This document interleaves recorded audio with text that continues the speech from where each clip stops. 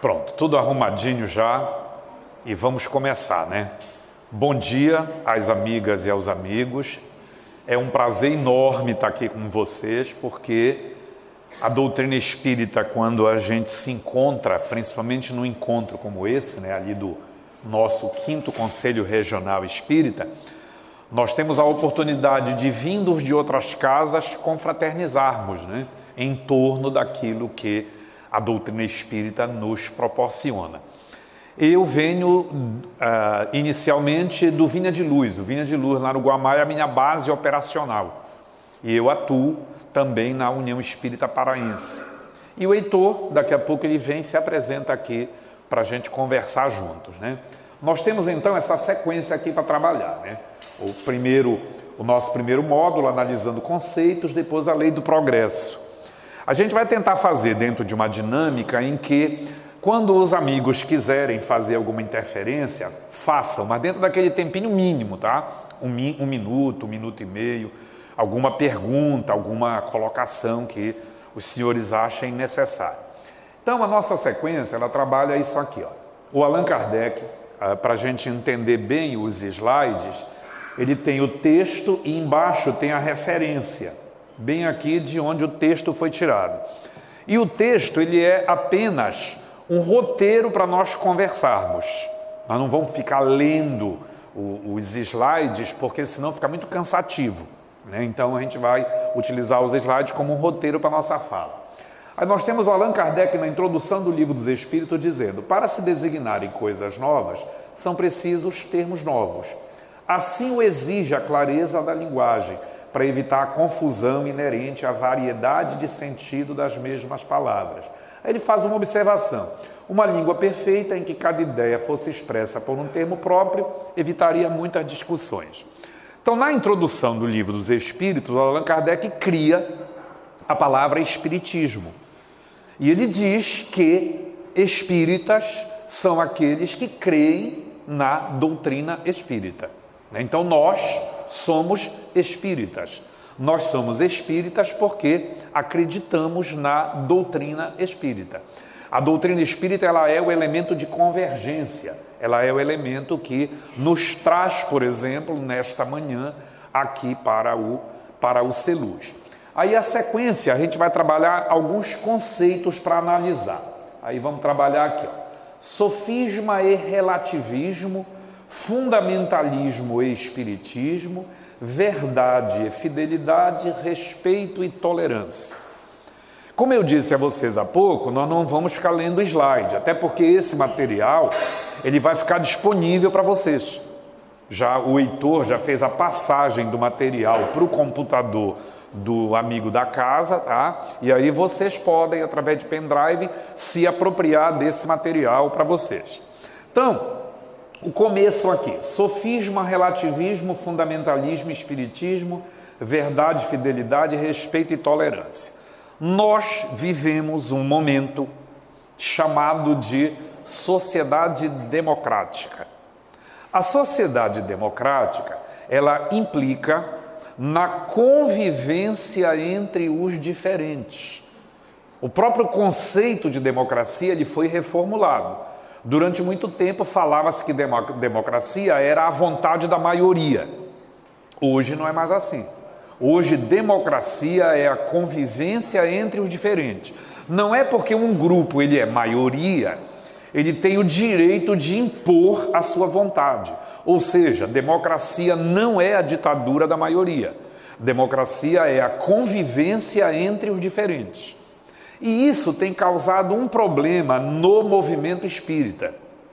O problema é que, em nome da convivência, nós temos trazido para o movimento espírita alguns elementos que nós poderíamos chamar, em tom de descontração, alguns penduricalhos que não pertencem à doutrina espírita.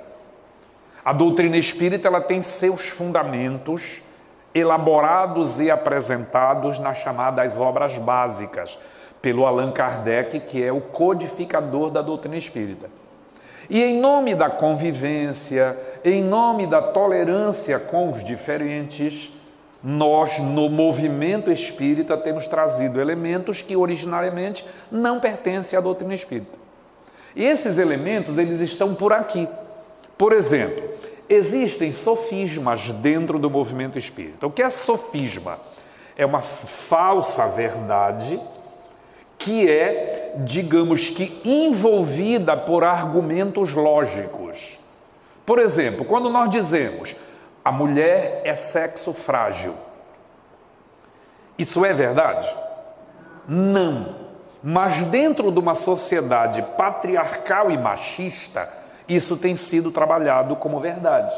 E, inclusive, as amigas que estão reencarnadas como mulheres, às vezes aceitam isso como verdade.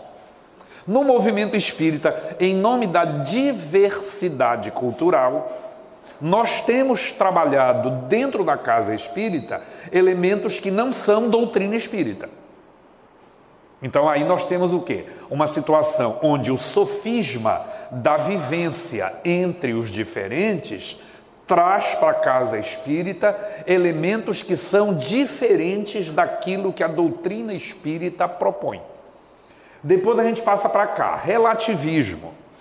Nós vivemos dizendo que nós temos que ter cuidado para não nos apresentarmos com a arrogância de quem é dono da verdade. Realmente nós, como espíritas, nós não somos donos da verdade. Mas o espiritismo, como revelação produzida por Jesus, ele é verdade. Ou então, por que nós, ao nos dizermos espíritas, acreditamos nele? O espiritismo, ele não é a verdade absoluta no sentido de já ter sido revelada para nós como um todo, mas ele é a verdade que nós podemos compreender, a verdade que está no nosso nível de entendimento. Então, nós não podemos relativizar a doutrina espírita em nome da convivência com os diferentes. A convivência com o diferente requer de nós respeito, tolerância, mas não exige de nós, e não é conveniente que nós façamos, concessões em nome do acolhimento com o diferente. Se lá na frente da casa espírita está escrito Centro Espírita Celuz, Centro Espírita Vinha de Luz, União Espírita Paraense, daquela porta para dentro, nós vamos procurar vivenciar o quê? Nós vamos procurar vivenciar a doutrina espírita.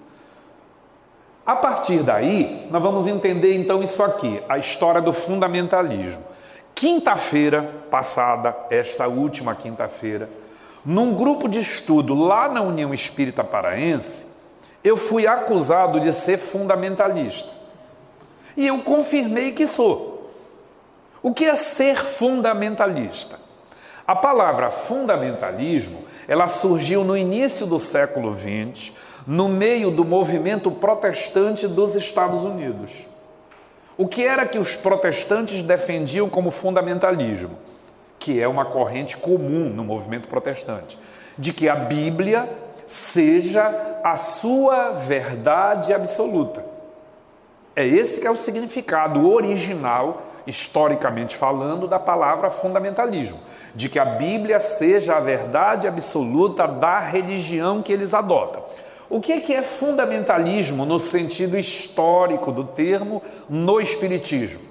Que as obras básicas sejam a nossa referência. Eu não posso me dizer espírita se eu não conheço as obras básicas. Ou eu posso me dizer espírita numa concessão, eu posso me dizer espírita porque eu sou frequentador da casa espírita. Mas eu não sou estudante da doutrina espírita. Então, o fundamentalismo, ele é acolhido dentro da doutrina espírita no seu sentido histórico, sim. Não no sentido utilizado pela mídia, né? No sentido utilizado pela mídia, o fundamentalista é o terrorista, que é uma interpretação equivocada do próprio islamismo. O que os terroristas fazem como violência que ganha a dimensão da mídia por causa do terrorismo é uma interpretação errada do Alcorão. O Alcorão, ele tem o princípio da jihad, que é a guerra santa. Mas a guerra santa, no sentido religioso, adotado pelos muçulmanos propriamente ditos, é o que nós no Espiritismo chamamos de reforma íntima. A guerra santa para o muçulmano verdadeiro é o combate às suas próprias imperfeições. Tanto que a palavra Islã, ela vem do idioma árabe, significa submissão à vontade de Deus, significa servidão. Não significa a violência do terrorismo que tenta impor a concepção política de mundo dos grupos radicais do islamismo. Então, a mesma coisa no movimento espírita. Eu sou fundamentalista. Eu sou fundamentalista porque, para mim, o espiritismo é a verdade que eu consigo compreender. Em frente à minha casa tem uma igreja católica. Eu poderia apenas atravessar para lá. A 500 metros da minha casa tem um templo Seichonoye. Eu poderia, numa caminhada, chegar lá. Aos 700 metros da minha casa tem uma igreja evangélica. Andando, eu também chegaria lá. Mas da minha casa eu me desloco para a Praça da República para ir até a União Espírita. Por quê? Porque eu sou espírita. Eu não sou católico, eu não sou evangélico, eu não sou Seichonoye, eu não sou umbandista, eu não sou nenhuma outra religião, eu sou espírita. Então eu vou à casa espírita. Eu não vou levar para a casa espírita elementos que não pertencem à doutrina que me define como adepto, como diz o Allan Kardec. Na primeira parte do Livro dos Espíritos, na primeira parte da introdução, o Allan Kardec diz: espírita é aquele que crê no espiritismo. O que é que nós cremos no espiritismo? Os chamados princípios básicos, né? Deus, espírito, evolução, reencarnação, pluralidade dos mundos habitados e a comunicabilidade dos espíritos. São os fundamentos que nós encontramos em O Livro dos Espíritos e desenvolvidos no Livro dos Médiuns, no Evangelho segundo o Espiritismo, na Gênese, em O Céu e o Inferno, em obras póstumas, nas obras básicas. Então, há um uso errado da palavra fundamentalismo. O fundamentalismo é aquele que é fiel a uma determinada interpretação religiosa. No caso dos amigos protestantes, que entendem a Bíblia como o único fundamento da sua religião. E no caso nós espíritas, o nosso fundamentalismo é a leitura, o estudo, a dissecação contínua, permanente das obras básicas, das obras que compõem os fundamentos da doutrina espírita. Vejam ou ouçam, das obras que compõem os fundamentos da doutrina espírita. Consequentemente, estudar os fundamentos da doutrina espírita, no sentido da palavra original, é ser fundamentalista. Não é ser radical no sentido de intolerante. Nós, na doutrina espírita, compreendemos a Terra como uma grande escola. E como uma grande escola, ela é formada por várias turmas de aprendizagem. Cada um de nós, pelo seu nível de desenvolvimento moral, se encontra num determinado nível de aprendizagem. E da mesma maneira que nós queremos respeito às nossas convicções, nós temos que respeitar as convicções dos outros. Agora, nós queremos respeito às nossas convicções, quem é que tem que ser o primeiro a respeitar as nossas convicções? Nós mesmos. Nós temos que ser os primeiros a respeitar as nossas convicções. E quanto à questão da tolerância, o Allan Kardec estabelece isso como legenda, né? Trabalho, solidariedade e tolerância. A tolerância, ela é exatamente o respeito que eu devo ter em relação à maneira de ver o mundo que o outro tem. Mas eu também tenho que agir de maneira adequada à maneira de ver o mundo que eu selecionei, que eu elegi para mim. O espiritismo ele não é compulsório. As pessoas costumam dizer que a gente vem para o Espiritismo pelo amor ou pela dor. Eu apresento uma terceira via. Existem pessoas que vêm para o Espiritismo por atividade intelectual, pelo intelecto. Um dia elas leram um livro de doutrina espírita, por alguma razão aquele livro chegou nas mãos dela e elas aderiram àquela ideia. Por que elas aderiram? Porque o Espiritismo ele é uma doutrina fundamentada no racionalismo. Nós vamos estudar a história do Allan Kardec, como já tem sido feito aí em vários eventos, em função dos 160 anos do Livro dos Espíritos. Nós vamos ver que o Allan Kardec se desenvolveu no século XIX, num mundo fundamentado no uso da razão, superando a religiosidade mística, a religiosidade mágica, a religiosidade temida, a religiosidade do sobrenatural.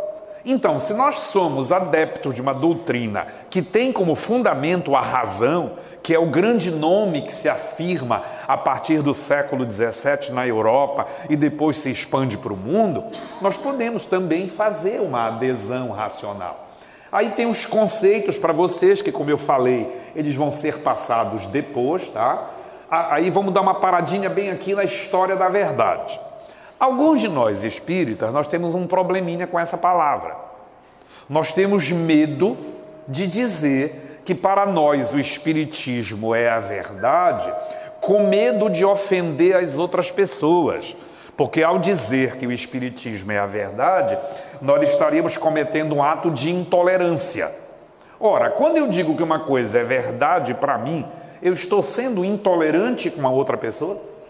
Não. Eu estou delimitando a minha visão de mundo. Eu estou delimitando a minha verdade. Aí vem as pessoas e dizem, olha, mas não existe verdade. Existe sim. É o tal do relativismo da verdade. A verdade seria verdade de acordo com a compreensão de cada um. Será que é assim mesmo? Vamos fazer um percurso histórico rápido. No século II, um geógrafo grego, chamado também de geômetra lá na época, chamado Cláudio Ptolomeu, ele criou a teoria geocêntrica, que diz que a Terra está parada no centro do universo. Aí eu coloco para vocês, a Terra está parada no centro do universo? Não, né? Mas durante muito tempo isso foi verdade. Aí veio o século XVI para o século XVII, através da Revolução Científica, astrônomos como Galileu Galilei, Nicolau Copérnico, Tycho Brahe, Giordano Bruno, eles desfizeram essa verdade, afirmando que a Terra gira em torno do Sol. Aí surgiu o sistema chamado de sistema heliocêntrico. É possível conciliar as duas verdades? É possível que a Terra seja o centro do universo e que a Terra gire em torno do Sol? Não dá para conciliar essas duas verdades. Então, ou é verdade que a Terra é o centro do universo, ou a verdade é que a Terra gira em torno do Sol e esse centro é desconhecido. Não dá para conciliar as duas verdades. Qual é a verdade? O sistema heliocêntrico até o século XVII, século XVIII, ele foi a verdade. Hoje também não é mais. Então a verdade é relativa. Relativa é a nossa capacidade de compreender a verdade. A verdade é verdade. Então, a Terra, ela não é o centro do universo. A Terra gira em torno do Sol no movimento de rotação, ou gira em torno do seu próprio eixo, quero dizer, no movimento de rotação, e em torno do Sol no movimento de translação. E o Sol também faz movimento dentro da Via Láctea. E a Via Láctea também está em movimento no universo. Então, a verdade é o movimento dos astros. Essa é a verdade. E olha que nós não temos capacidade de entender essa verdade do ponto de vista dos nossos sentidos, porque nenhum de nós percebe a Terra girando. Nós vemos o Sol nascer e se pôr, vemos a Lua em posições diferentes ao longo do mês, vemos as estrelas e os outros planetas fazendo movimento, mas a Terra nós não percebemos o movimento dela. Isso quer dizer, então, que a Terra não se move? O fato de eu não perceber faz com que o movimento da Terra deixe de ser verdade? Aí alguém diz, olha, mas para mim é verdade, porque realmente ela não se mexe. Mas peraí, a verdade ela não é minha. A verdade ela é imanente à natureza. Eu conheça ou eu não conheça. Daí então a gente precisar compreender isso aqui, ó. O que é a verdade? É a propriedade de estar conforme os fatos ou a realidade. Aquilo que está conforme o fato é verdade. Aquilo que está conforme a realidade é verdade, mesmo que eu não compreenda. Existem vírus? Existem, mas nós não vemos os vírus. Nós até morremos quando eles nos infestam, né? Existem bactérias? Existem, mas nós não vemos as bactérias. Antes da existência do microscópio, as pessoas nunca tinham visto vírus e bactérias. Eu nunca vi nenhum, eu nunca olhei no microscópio. A maioria de nós não olhou no microscópio para ver vírus e bactérias. Mas os vírus e as bactérias são fato. Eles são realidade. Então, ó, a realidade, qualidade do que é real, existência do fato, o que existe realmente, coisa real. Então, há uma verdade imanente, uma verdade própria da natureza. E o nosso relativismo, ele é nosso, ele não é da verdade. Eu não posso relativizar a verdade só porque a minha capacidade de compreensão é relativa. Porque daí eu estou sendo autoritário, eu estou transformando a verdade do meu relativismo em verdade para outras pessoas. Eu devo reconhecer que a minha incapacidade de compreender uma coisa não quer dizer que aquela coisa não seja verdadeira. Sou eu que sou incapaz de compreender. E isso, amigos, nós encontramos em Jesus. Jesus, em João 18:37, diz: para isso nasci, para isso vim ao mundo, a fim de dar testemunho da verdade. Essa resposta de Jesus é naquele famoso diálogo com Pilatos. O Pilatos pergunta para ele, e o que é verdade? E sai, vai embora. O Pilatos queria saber o que era verdade quando ele faz a pergunta e vai embora? Não, né? Mas Jesus diz que veio a fim de dar testemunho da verdade. Então há uma verdade. Senão Jesus não teria dito para nós. Ou então nós vamos ter que abalar toda a cultura ocidental ao dizer que o que Jesus falou não tem validade. Ou o que Jesus falou tem validade, e isso é o fundamento da cultura cristã, ou então, como eu disse, nós vamos ter que abalar todo o edifício cultural da humanidade, principalmente da humanidade ocidental, na hora que nós não aceitarmos que Jesus veio para dar testemunho da verdade. Ele não disse que a verdade é relativa. Ele não disse que ser adepto da verdade é fundamentalismo. Ele não disse que ser adepto da verdade é ser radical. Ele disse que ele veio para dar testemunho da verdade.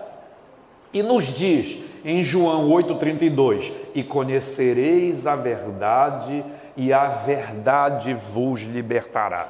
De novo, Jesus afirmando a existência de uma verdade que nós viríamos a conhecer. Quando Jesus ensina, ele mesmo diz que ele ensina por parábolas. E afirma, aqueles que têm ouvido para ouvir, que ouçam. Aqueles que têm olhos para ver, que vejam. Ele está nos dizendo que nós conheceremos a verdade e a verdade vos libertará. Então a verdade da qual Jesus fala, ela é a verdade absoluta. Senão, como eu disse há pouco, nós vamos ter que relativizar a verdade trazida por Jesus e, consequentemente, todo o edifício da sociedade cristã vai ter que ser demolido e ser construído em cima uma espécie de bolha de ar que se maneja, se manipula pela sua maleabilidade de acordo com a vontade de cada um. Então, nós precisamos ter a convicção de que há uma verdade e compreender que se nós não temos capacidade de entendê-la, a limitação é nossa. Não é a limitação da verdade. A verdade, ela é absoluta. A verdade, ela é imanente aos fatos, ela é imanente à realidade, ela é imanente à natureza. E Jesus nos diz que ela nos libertará. Dando sequência, no Evangelho segundo o Espiritismo, capítulo 19, item 7, o Kardec diz assim: a criatura então crê porque tem certeza. E ninguém tem certeza senão porque compreendeu, eis porque não se dobra. É a universalidade da doutrina espírita que nós encontramos em o Evangelho segundo o Espiritismo. Estudando a elaboração da doutrina espírita, nós sabemos que o Allan Kardec entrou em contato com os fenômenos mediúnicos através das mesas girantes em 1854. Consequentemente, ele passou 3 anos pesquisando para, em 18 de abril de 1857, publicar o Livro dos Espíritos, que ele diz que não foi ele que elaborou, que ele foi o compilador, que ele foi o sistematizador, que o que ele põe nas 1018 questões do Livro dos Espíritos foram ditados para ele pelos Espíritos. Não foi ele que criou um sistema. Tanto que quando ele assina o livro como compilador, como organizador, ele abandona um nome respeitável que ele tinha no meio intelectual e acadêmico da sociedade europeia da época e utiliza o pseudônimo Allan Kardec exatamente para despersonalizar a doutrina que ele lançava naquele momento. E ele, quando ele despersonaliza, ele quer mostrar que ali você tem verdades universais. E essas verdades universais, elas são os fundamentos da doutrina espírita. Tanto que o Allan Kardec diz no livro Gênese que o dia que a ciência provar que o espiritismo está errado em um ponto, o espiritismo abandona esse ponto e adota a ciência. Isso é o quê? É o controle da verdade estabelecida na doutrina espírita. E nós temos aí, de vez em quando, aparecendo uns amigos nossos que no seu relativismo, eles dizem que o Livro dos Espíritos está desatualizado. E o Livro dos Espíritos, com as suas 1018 perguntas, ele é cada vez mais ratificado, confirmado pela ciência. Aí alguém contrapõe, mas olha, Deus ainda não está provado pela ciência. Deus não está provado pela ciência como uma personagem, como um ente, mas ele está provado pela ciência por um princípio. O princípio de que todo efeito tem que ter uma causa. Se o efeito é inteligente, a causa tem que ser inteligente. Se você chama essa causa de Deus, Tupã, Alá, Jeová, Jafé, grande arquiteto, é uma questão de denominação humana.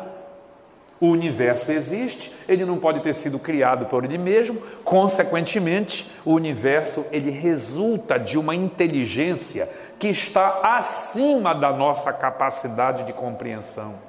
Eu não posso transformar o fato de eu não compreender, eu não posso transformar em negação. Isso é orgulho, querer encerrar a compreensão do mundo na minha visão de mundo. A humildade, ela determina que eu não negue só porque eu não compreendo, que pelo menos eu deixe de quarentena até que se me confirme. A existência do espírito, ela é reconhecida em todos os âmbitos da realidade de estudo. Os materialistas, eles são muitas vezes apenas fanfarrões. No momento que eles estão numa situação de dor, eles afrouxam, eles recuam, porque negar o espírito é negar a nossa própria natureza. Negar o espírito é negar a nossa própria identidade. Negar o espírito é negar a nossa própria existência. A lei de evolução ou lei de progresso, ela está presente em tudo. Embora, às vezes, a gente tenha a impressão que parece que as coisas recuaram, né? Que parece que as coisas pioraram. Mas, gente, toda geração, em todos os tempos, sempre achou que na sua geração e no seu tempo existiram os problemas mais dolorosos de todos os tempos. Nós não vivemos os piores dos tempos. Nós estamos vivendo um tempo de transição, onde as instituições, os valores, estão passando por um período de reavaliação. E vão sobreviver os valores verdadeiros no mundo de regeneração que começa a se apresentar para nós. A pluralidade dos mundos habitados, que é um outro fundamento da doutrina espírita, nós temos confirmada pela ciência, pelo menos como hipótese matemática. Nós temos a probabilidade matemática de que só na Via Láctea exista em torno de 4 milhões de planetas habitados semelhantes à Terra. E a mediunidade é fenômeno presente em todas as sociedades. Você vai no mundo grego, você encontra os oráculos. Você vai no mundo romano, você encontra as pitonisas. Você vai na Bíblia, você encontra os anjos. Anjo, em grego, engel, significa mensageiro. Um mensageiro é o quê? É um intermediário. A história do cristianismo, ela está cheia de manifestações mediúnicas. O anjo Gabriel se revelou a Isabel para dizer que nasceria através dela e do Zacarias o João, que depois tornou-se o Batista. O anjo Gabriel se manifestou a Maria para anunciar que Jesus nasceria através dela. Quem é o Gabriel? Um médium de Deus que está vindo fazer o contato, a conexão com a humanidade. Isso é verdade? Isso é verdade, não é verdade porque nós pensamos assim. É verdade porque está na história. Não depende de que eu creia. Durante a Idade Média, a crença das pessoas era a crença teocêntrica, de que a Terra é o centro do universo. E por um acaso isso é a verdade? Não, era a crença das pessoas. Se eu parar um relógio às 10 horas, significa dizer que o tempo para às 10 horas? O relógio para, mas o tempo continua correndo. O tempo mantém o seu movimento de continuidade. Então a verdade, ela não é minha. O espiritismo não é verdade porque nós somos espíritas. Se nós todos fôssemos embora daqui e declarássemos que de hoje em diante nós não somos mais espíritas, as verdades reveladas pelo espiritismo, elas deixariam de existir? Se nós voltarmos a crer que a Terra é o centro do universo, ela vai ser? Né? Então, o Allan Kardec, ele dá esse acabamento aqui. Deixa eu ver se tem. Vamos voltar aqui. Como é que eu tiro isso, pessoal? Aí dá. Ah, ele sai sozinho? Manifestação, né? O negócio. Manifestação mediúnica via computador. Materialização e desaparecimento. Olha lá, o Allan Kardec diz em o Evangelho segundo o Espiritismo: fé inabalável só o é aquela que pode encarar de frente a frente a razão em todas as épocas da humanidade. Então, a nossa convicção, ela vai se tornando inabalável na medida em que nós estudamos doutrina espírita. Há uma frase do Zeus Vantuil, que foi presidente da Federação Espírita Brasileira, em que ele diz que o espiritismo ele vai evoluir com os homens, sem os homens e apesar dos homens. É bom que seja com a gente, né? É bom que a gente esteja participando desse processo. Sem nós ou contra nós, o problema não é do espiritismo, o problema é nosso, né? Nós não podemos travar o desenvolvimento do progresso. Nós temos que tentar acompanhar o desenvolvimento do progresso na medida em que nós, quando somos espíritas, nós realizamos o que a Joana de Ângeles chama de significado existencial. Ser espírita significa reconhecer que eu sou um espírito em evolução. E como espírito em evolução, o meu esforço deve ser me auto-esculpir, lembrando a imagem do Michelangelo, né? O Michelangelo, quando ele terminou de esculpir a estátua do Davi, ele olhou para a estátua e disse: fala. Impressionado com a beleza que ele havia conseguido tirar da pedra. E perguntaram a ele que talento era esse de transformar um bloco de pedra numa estátua tão bela. Ele disse: a estátua está dentro do bloco de pedra. Tudo que eu faço é desbastar a pedra para revelar a estátua. Nós somos isso.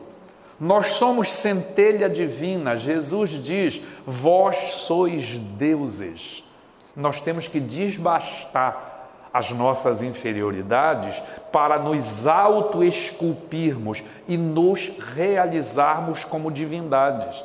E isso não é uma pretensão, isso é uma fala de Jesus, né? No Sermão do Monte ele diz: sede perfeitos, como perfeito é o vosso Pai que está nos céus. Então, amigos, a questão da verdade, ela pode ser representada por um conto hindu. Os hindus, eles têm essa imagem aqui, o elefante e os cegos. Nós temos o elefante.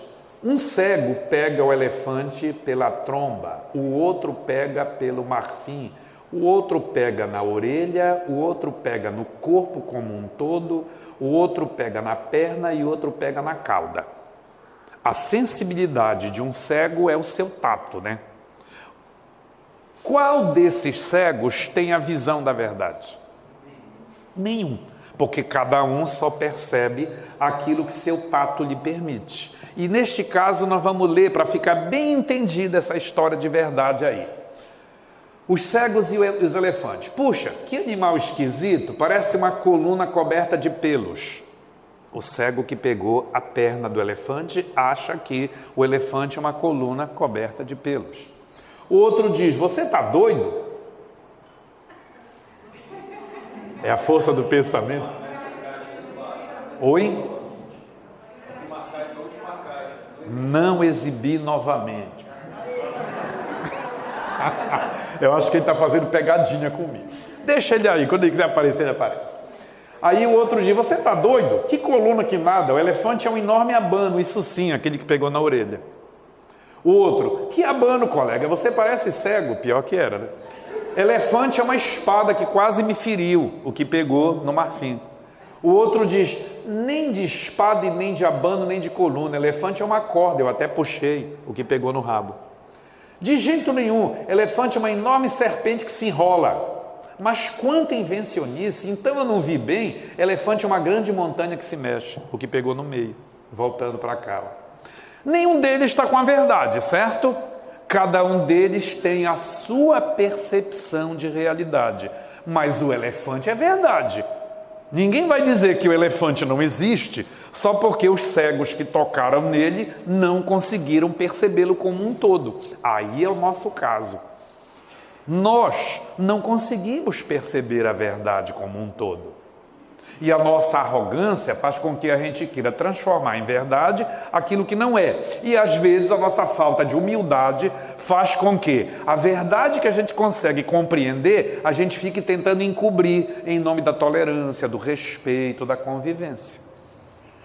Passando do elefante e o texto, o que é que a doutrina espírita pede de nós? Fidelidade.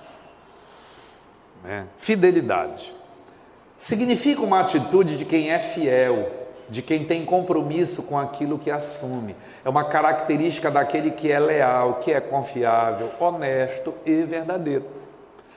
Compromisso rigoroso com o conhecimento, exatidão. Então, se no nosso processo evolutivo nós já estamos num grau de maturidade que nos permite compreender o Espiritismo como verdade, nós temos que ser fiel a ele. Nós temos que ter um compromisso rigoroso com o conhecimento. E isso é uma convocação para nós em o Evangelho segundo o Espiritismo. No capítulo 6, versículo 5, imagem assinada pelo Espírito de Verdade. Na mensagem, no final, diz assim, no final não, no começo: Espíritas, amai-vos, eis o primeiro mandamento, e instruí-vos, eis o segundo. Olha lá o que diz lá: todas as verdades se encontram no cristianismo. Os erros que nele aparecem foram os homens que colocaram. É de origem humana.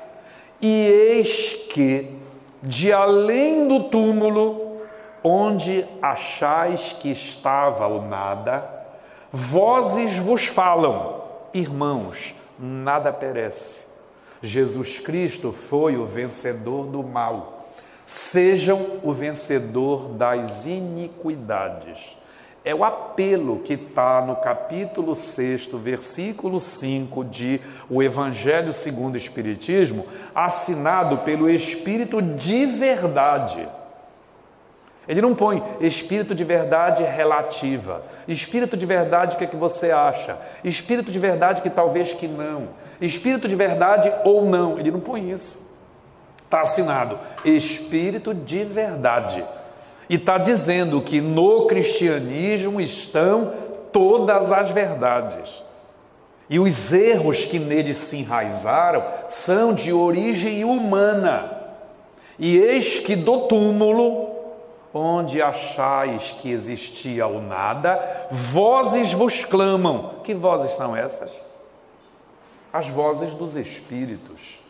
Que na segunda metade, na primeira metade do século XIX, vieram para o mundo através das irmãs Foxes, através da mediunidade do Senhor Home, através da mediunidade do Swedenborg, através da mediunidade da senhora Pleine Maison, das pessoas que trabalharam na codificação com Allan Kardec, cumprindo uma profecia que nós encontramos no Antigo Testamento. No Antigo Testamento há um profeta chamado Joel, que ele diz: chegará o tempo em que eu derramarei sobre toda a carne o meu espírito, e vossos jovens terão sonhos, vossos mancebos profetizarão, e vossos velhos terão visões.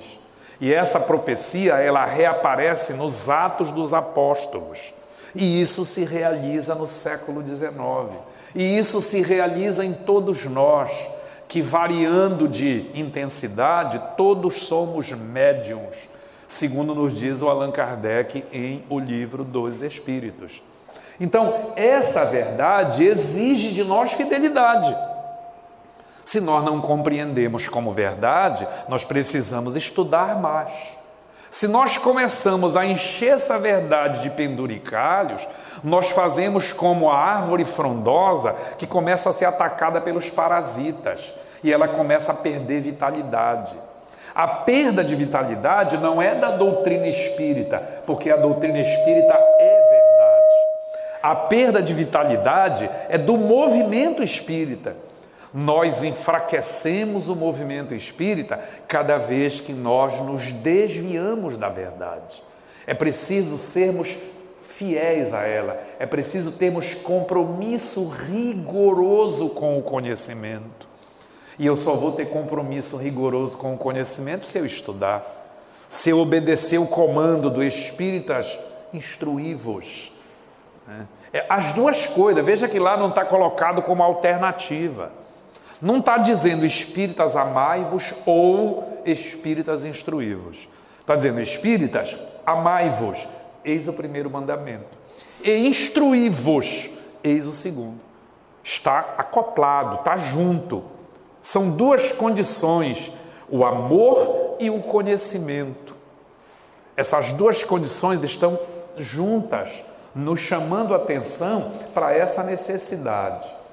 Deus é fiel. Só aí nós encontramos adesivo de carro dos nossos amigos evangélicos, né?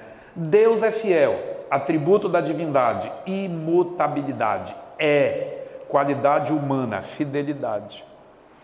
Quando Jesus nos diz, sede perfeitos, como perfeito é o vosso Pai que está nos céus, Ele também está nos pedindo fidelidade, para que nós possamos nos aproximar da perfeição relativa que a criatura pode desenvolver. Lá no livro Gênesis da Bíblia, o primeiro livro da Bíblia, diz que Deus foi criado à semelhança de Deus. Semelhança, em grego, é ser parecido. Nós somos criaturas divinas, nós somos centelha divina. Nós temos que procurar, vamos ver se eu consigo agora, correndo rápido. Nós temos que procurar. Consegui?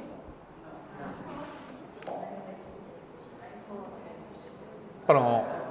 Pronto. Consegui. Não exibir novamente. Agora ele vai sumir por conta dele. Ou será que ele vai ficar só porque eu disse para ele não se exibir mais? Né? Ele vai sair daí. Vamos lá. Olha, força do pensamento. Se diz agora que não vai. Aí vem o respeito. Quando nós temos a compreensão da doutrina espírita e nos tornamos adeptos da doutrina, isso não quer dizer que a gente vá assumir um comportamento de donos da verdade, porque o espiritismo não é nosso. Então nós não somos donos da verdade porque nós cremos na doutrina espírita. Consequentemente, nós temos que ter apreço, consideração, deferência, obediência, respeito às outras visões de mundo. Na sua origem em latim, a palavra respeito significava olhar outra vez. Assim, algo que merece um segundo olhar é algo digno de respeito. Então, nós devemos ter a compreensão de que as outras visões de mundo, elas devem ser respeitadas. Mas o ponto de partida é o respeito que eu tenha pela minha visão de mundo. Afinal de contas, quando Jesus diz ama ao próximo, ele coloca uma referência, né? Ama ao próximo como a ti mesmo. Eu vou amar o próximo quando eu sei o que é amor por mim. O ponto de partida é o amor que eu tenho por mim. E trabalhando a tolerância religiosa, a atitude respeitosa e convivial diante das condições de fé diferentes da sua. O espiritismo, ele não funciona. O espiritismo não tem proselitismo. Ele não busca fazer adeptos. O movimento espírita não tem que estar preocupado com as estatísticas do IBGE. Um sábado do mês de abril, eu fui fazer uma exposição para os pais da evangelização da União Espírita Paraense, e lá no andamento da exposição, uma senhora levantou a mão e disse que ela estava vivendo um drama pessoal. Ela disse: eu sou católica, levei meu filho para a catequese, ele odiou. Expressões dela. Levei meu filho para a catequese, ele odiou. Quando chegava na hora de ir para a catequese, ele chorava, não queria tomar banho, mudando de roupa ele brigava. Aí eu, meu Deus, como é que eu vou fazer para que esse menino acredite em Deus? Aí ela dizendo, a minha irmã é espírita, e me disse, leva o menino lá na União Espírita. E eu estou trazendo meu filho para cá, para a União Espírita. Ele adorou a evangelização da União Espírita. O que é que eu faço? Eu sou católica. Eu disse, continue sendo. A finalidade da evangelização não é fazer espíritas. A finalidade da evangelização é formar homens de bem. Toda religião é digna. Toda religião é digna. Ninguém está querendo aumentar estatísticas.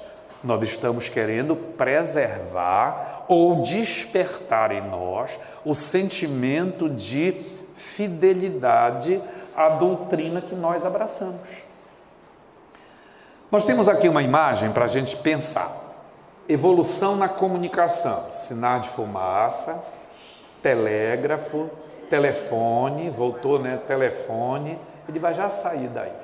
E bem aqui é o telefone celular.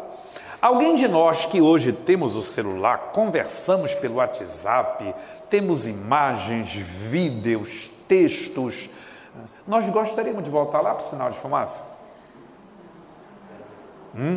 Alguém gostaria de voltar lá para o sinal de fumaça? Olha como nós já fomos como evolução biológica, tá?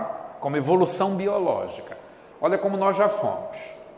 Aí nós fomos evoluindo biologicamente até chegar ao Homo sapiens, que é mais ou menos assim. Esse aqui é malhadão, né? Esse aqui é malhadão. Gente, alguém aqui gostaria de voltar para cá? Hein? A gente quer voltar para cá? Não, né? Ou seja, nós não queremos contrariar a lei de progresso. A gente quer ficar mais bonito que esse cara aqui, né? É parecido com o Chuck Norris, né? A cara dele aqui. A gente quer ficar mais bonito do que ele. Aliás, a gente quer ficar, não. Nós somos mais bonitos que esse camarada aqui. Ele é meio desproporcional, você não acha? Meio desproporcional, né? Mas feio, mas tudo bem, evoluiu de lá para cá. Então, por que nós conhecemos a doutrina espírita, uma doutrina fundada na pesquisa, no racionalismo, nós insistimos em manter ou em trazer para o movimento espírita práticas que não correspondem a esse racionalismo aí? Vamos trabalhar esses 3 tópicos aqui, olha, desvio dos cristianismo, alerta dos espíritos e 160 anos do Livro dos Espíritos. Texto do Viana de Carvalho no livro Sementeira da Fraternidade, psicografado pelo Divaldo Franco. O nome do livro é Espiritismo Estudado. A princípio, o cristianismo foi eficiente remédio aplicado sobre as feridas do paganismo. Lá no começo da história, o cristianismo, no século I, ele representou uma revelação tão espetacular que Jesus dividiu a história, né? Antes de Cristo, depois de Cristo. Antes de Cristo, a religiosidade era baseada na idolatria, era baseada nos cultos exteriores, era baseada em ritos e cerimônias que cultuavam pedras, estátuas, imagens de seres humanos ou imagens de animais. Aí Jesus veio. Jesus nos falou de um Deus Pai, quando Ele nos ensina o Pai Nosso que estás nos céus. Jesus nos falou num Deus de amor, na fala de João, que diz, Deus é amor. Deus Pai, Deus amor, Ele não exige de nós nenhum tipo de sacrifício. Deus Pai, Deus amor, não pede de nós nenhum tipo de louvor externo, nenhum tipo de adoração exterior. E isso está na Bíblia, está nos 10 mandamentos. Não farás para ti nenhum objeto de algo abaixo do céu, de algo acima da terra, ou das águas que estão abaixo da terra. E não farás para ti nenhuma imagem esculpida. Qual é a recomendação contida aí? A não idolatria. O cristianismo, ele trouxe isso renovado. Jesus, no Sermão do Monte, ele diz, não cuideis de que eu vim destruir a lei e os profetas. Eu vim para cumpri-los. Ele veio para cumprir a lei e os profetas naquilo que diz respeito às leis de Deus e aquilo que os profetas falaram sobre as leis de Deus. Então, nós não precisamos retroceder. O cristianismo, no começo, ele representou tudo isso. Agora, a indiscriminada e irracional utilização da doutrina do Cristo, deformada nos seus pontos básicos, sobre as chagas sociais da época, produziu cânceres mais virulentos do que aqueles que visava combater e cujos danos ainda sofrem as comunidades modernas. Repetindo Viana de Carvalho, via Divaldo Franco, no livro Espiritismo Estudado. Olha um efeito aqui. O cristianismo, desviado dos seus objetivos, desviado das suas funções, ele se tornou instrumento político dos imperadores romanos a partir do imperador Constantino. E aí nós tivemos a imposição de dogmas que não correspondem ao princípio do cristianismo. Nós tivemos as práticas que representam desvio da lei maior do cristianismo. A lei maior do cristianismo é o ama a Deus de todo o teu coração, de toda a tua alma, de todo o teu espírito e ao próximo como a ti mesmo. É a síntese da doutrina cristã. E em nome de Jesus, em nome de Deus, nós tivemos as cruzadas, nós tivemos o Tribunal do Santo Ofício, a Santa Inquisição. Tudo isso representa o quê? Desvio. Jesus diz, amai-vos uns aos outros. Usa-se a cruz de Cristo como emblema de escudos que defendiam os cruzados que matavam os infiéis. Desvio. Corrupção da doutrina de Jesus. Essa corrupção, agora ele está interferindo mais, né? Ela começa aqui, olha. Vamos colocar umas situações históricas para vocês, assim, rapidinho, para a gente perceber. Olha lá. O segundo concílio de Constantinopla, no século VI, por exigência do imperador bizantino Justiniano, aboliu a reencarnação, substituindo pela ressurreição. A reencarnação, ela é originariamente cristã. Jesus, quando ele conversa com Nicodemos, o que é que ele diz para Nicodemos? É preciso renascer da água e do Espírito para veres o reino dos céus.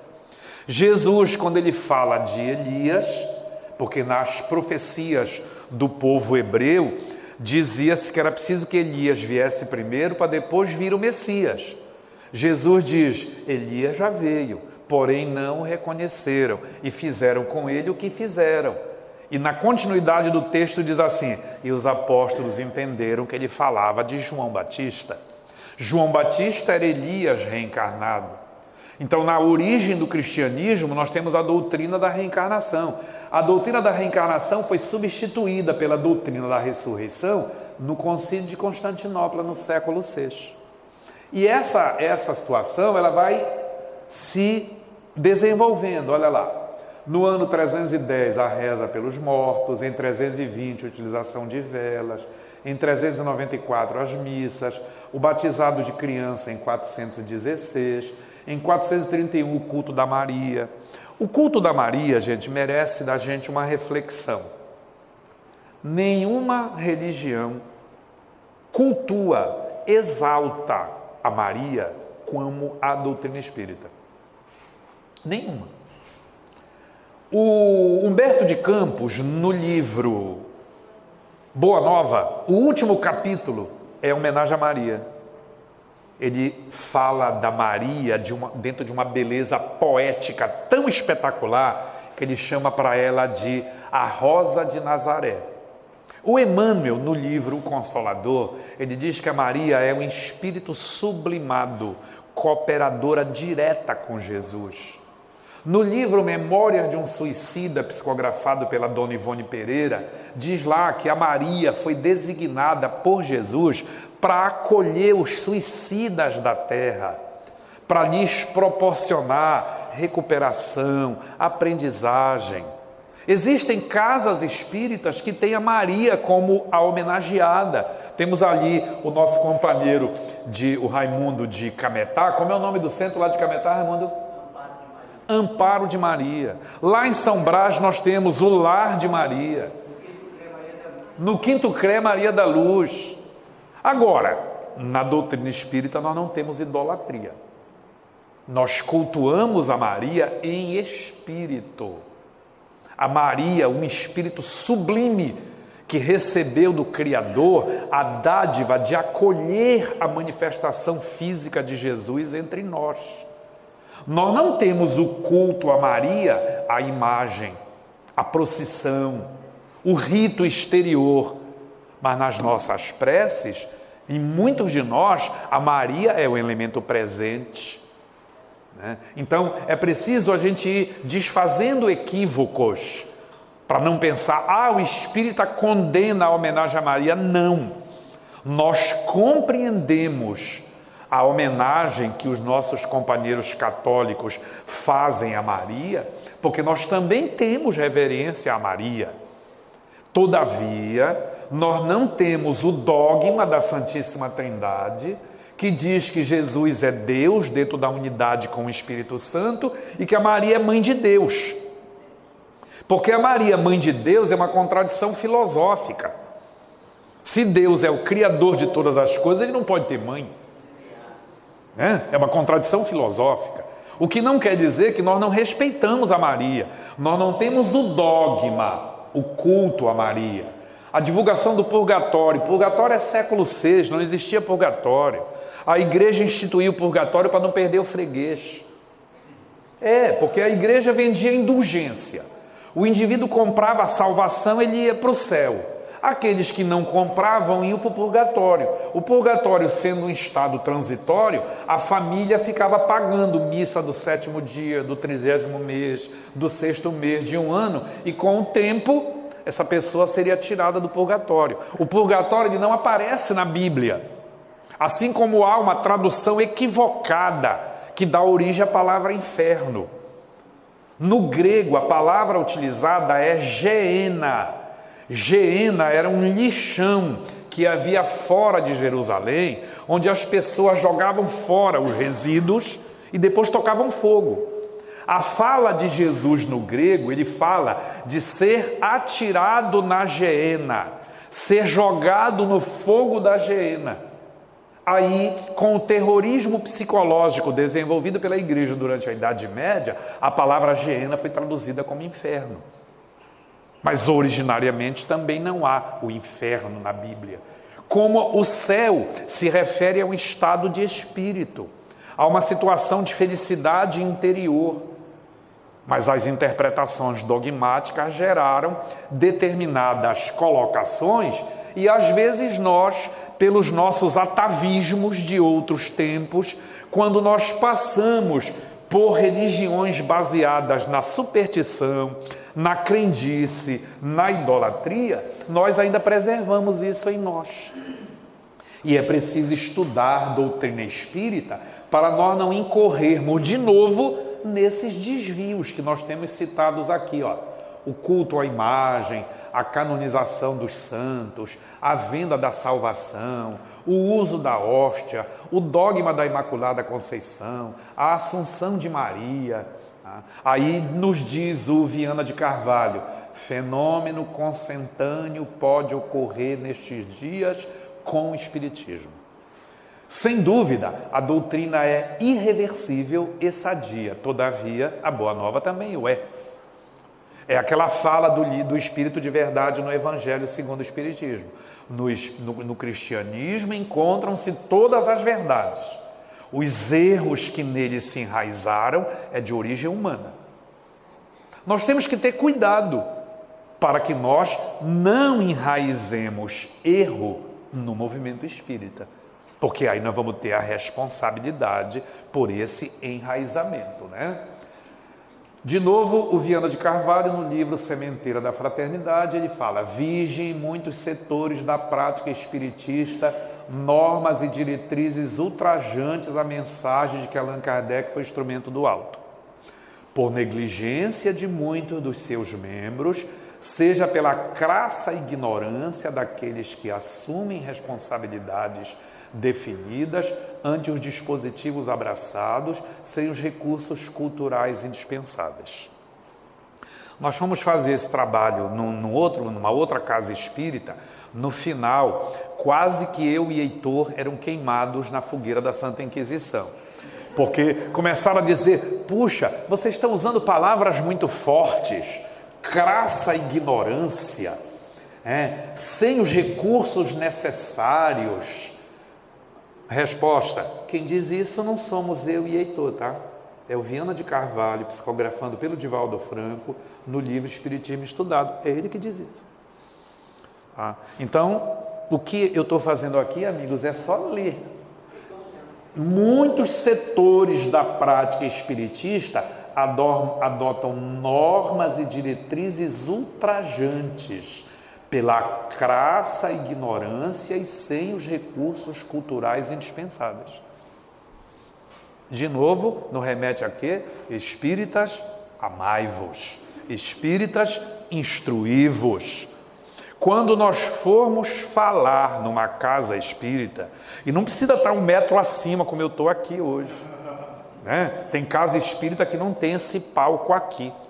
Quando nós vamos falar numa casa espírita, seja para fazer uma prece de abertura, uma prece de encerramento ou uma palestra, nós estamos numa tribuna espírita. Nós estamos lá para falar de espiritismo. Nós não temos o direito de, na tribuna espírita, falar de outra coisa. Se eu quero fazer discurso partidário, eu que vá para o partido ou para a praça pública.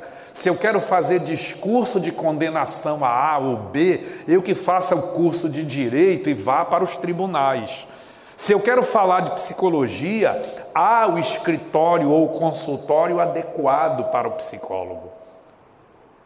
Como diz aquela filosofia popular, cada um no seu quadrado, né? Essa filosofia ela é banal, boba, simplista, mas verdadeira. Né? Mas verdadeira. Cada um no seu quadrado. Casa espírita, doutrina espírita. Eu sou professor. Quando meu aluno dorme na sala, eu peço para chamar. Aí ele olha para mim, parceiro, como é que está escrito lá na frente? Aí ele, como assim? Não, lá está escrito grupo educacional, não está escrito dormitório, não está escrito alojamento. Então, por favor, aqui nós estamos em aula. Você quer dormir? Retire-se da sala, mande ligar para a sua casa ou vá para a sua casa. Não é dormitório, hospedaria, hotelaria. Né? Então, a mesma coisa. Casa espírita.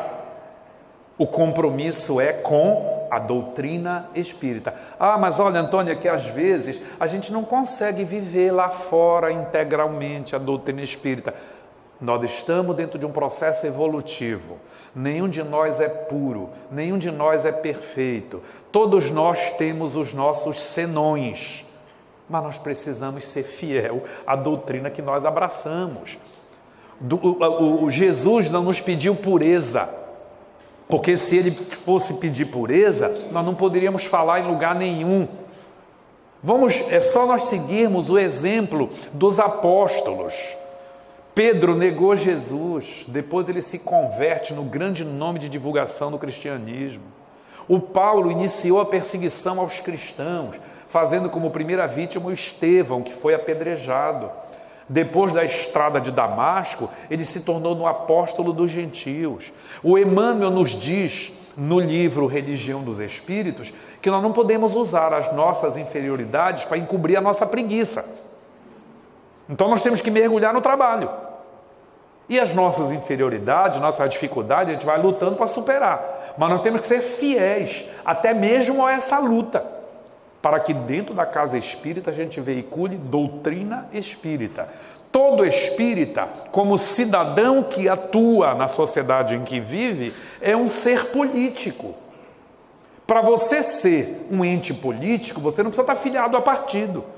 Embora também na doutrina espírita nada te proíba de te filiar a um partido político, de acordo com as tuas convicções, de acordo com a tua consciência. Agora, a disputa político-partidária, ela não pode ser trazida para dentro da casa espírita. Casa espírita é casa de doutrina espírita. E dentro do nosso livre-arbítrio, cada um age de acordo com a sua consciência. Mas a doutrina espírita exige que a gente tenha uma atitude diante dela. Olha aqui, para a gente fechar. Ante a grandeza da revelação, por estarem acostumados a limitações típicas das seitas do passado, ou porque ainda vinculados às superstições nefandas dos dias recuados, muitos pseudo-espíritas, de novo, muitos pseudo-espíritas pretendem reduzir a grandeza imensurável do espiritismo à estreiteza de uma nova seita, em cujo organismo graçam os erros derivados da incompetência e do abastardamento, de que o desconhecimento da codificação se faz motivação poderosa.